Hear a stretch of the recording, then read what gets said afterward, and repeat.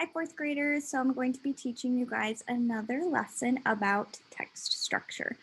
So last time we talked about description. So we're going to talk about our next text structure, which is compare and contrast, which is another fun, kind of easy one. So I'm going to share my screen and we'll get started. All right, so today we're continuing our unit of study, Reading the Weather, Reading the World. And today's teaching point is I can learn from my nonfiction texts by identifying the text structure, compare, and contrast. And so as you guys know, not only is identifying it important, but knowing how to take notes for compare and contrast is super important. And we want to be thinking about, again, that identifying text structure is definitely important, and also but thinking about that the way that it's organized is important as well, and why the author is organizing it that way. What is the author trying to teach us by organizing it as a compare and contrast nonfiction text? So thinking about compare and contrast, it means when you're finding the similarities and differences between two things. So in this case, in this little visual, it's an apple and an orange, right? What's the same about them? Well, they're both orange. I mean, they're both fruit. And hey, look, they're kind of both round, right? But something that's different, obviously, they don't taste the same. They're completely different fruit. One's a citrus fruit, right? So thinking about how things are similar and different is comparing and contrasting. Some signal words would be similar, same, alike, both, as well as, or unlike, as opposed to. On the other hand, in contrast and instead. So something to ask yourself, what is being compared? What are the two things that the author of that text is comparing and contrasting? And thinking about why would they be writing about that? Because that's important too. So we're going to read a little nonfiction text together. And I want you to be thinking about, how do we know that this text structure is compare and contrast? Are you seeing some signal words? Are you finding those two things that is being compared and contrast? What are we noticing to make sure that we know that this is a compare and contrast nonfiction text structure? So let's check it out. And then I'll show you guys how I would annotate or highlight this text to take notes. Chihuahuas and Collies are both popular dog breeds in the United States. Both breeds are great with children and protective of their homes. Chihuahuas are very small dogs and can be quite difficult to train since they're usually not very intelligent. By contrast, Collies are medium to large dogs and are known for their great intelligence and trainability. Both dogs come in short and long haired varieties. All right.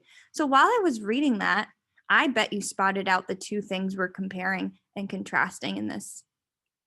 You might have noticed that there are two types of dogs that were mentioned in this text: Chihuahuas and Collies. And then you might have even noticed some vocabulary that was said that were some signal words.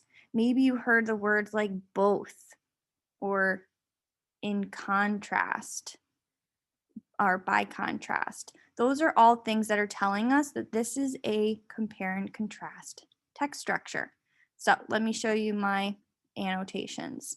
So I highlighted what is being compared, and that's Chihuahuas and Collies, two different types of dog breeds. What do they have in common? They're both popular dog breeds in the United States. So I highlighted all of the words that were signal words, both and by contrast. Those words let me know that this is compare and contrast.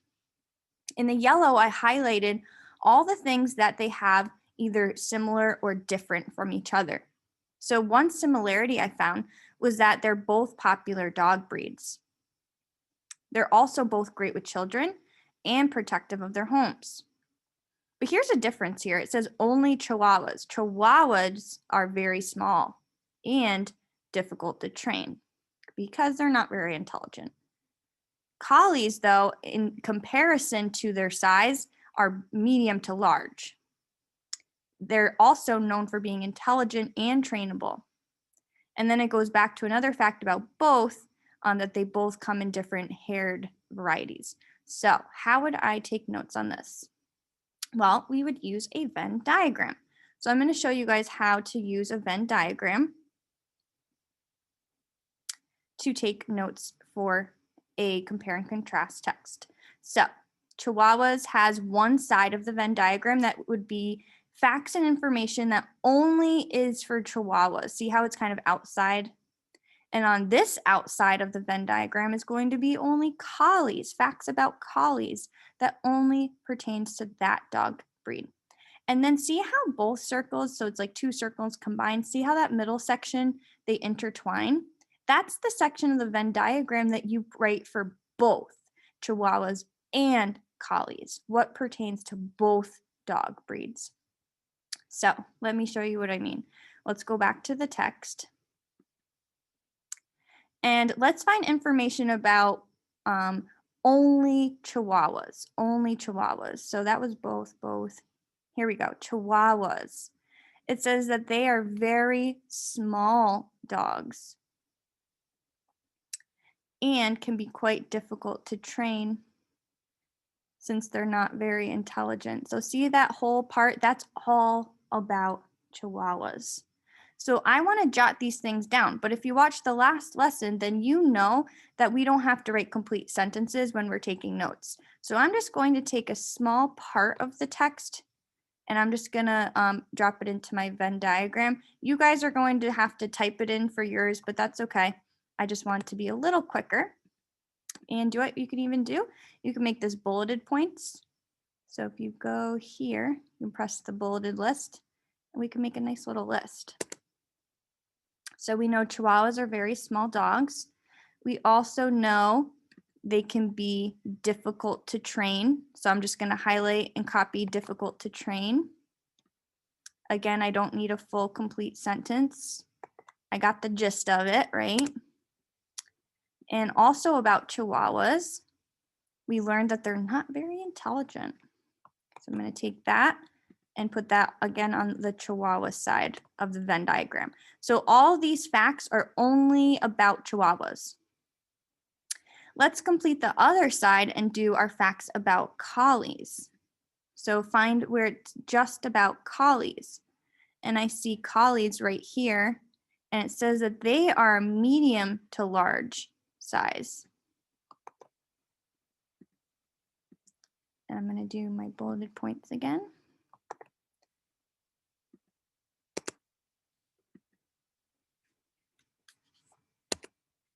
What else did they say about only collies? They're also known for their great intelligence. So that's different than Chihuahuas, right? That's like opposite. It said that they are not very intelligent. So small, medium, large. Not intelligent, are intelligent. See how they're like almost kind of opposite in some ways? What else did we learn about just collies? Let's see. And they're known for their trainability.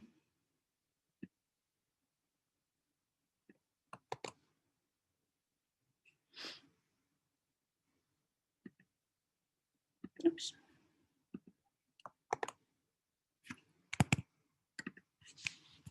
And I'll just add the word, or maybe I'll just do very trainable.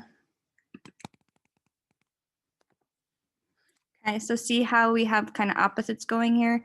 Difficult to train, very trainable. Not very intelligent, known for their great intelligence. So notice how there's kind of opposites on each end. And then in the middle, you're putting, well, what do they have in common?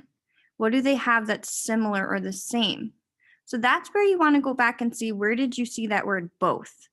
They both are popular dog breeds in the United States. I'm just going to put popular dog breeds because, again, we want to keep it short and sweet. We don't need to write every single word in the text. Oops. And I want to do a bulleted point here again if we can. Squished it a little bit. That's okay. What else is the same? Let's see. They both are great with children and protective of their homes. So they're both protective and great with children. So we can put that in our notes for, again, in that part of the Venn diagram that's the same. And was there anything else that was the same? Yes, that last note that they both come in short and long hair varieties.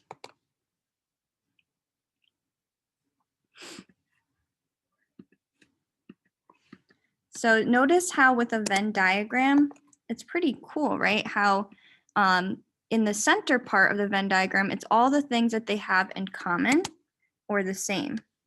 And all the things on the outside are the contrasts or things that they have that are different.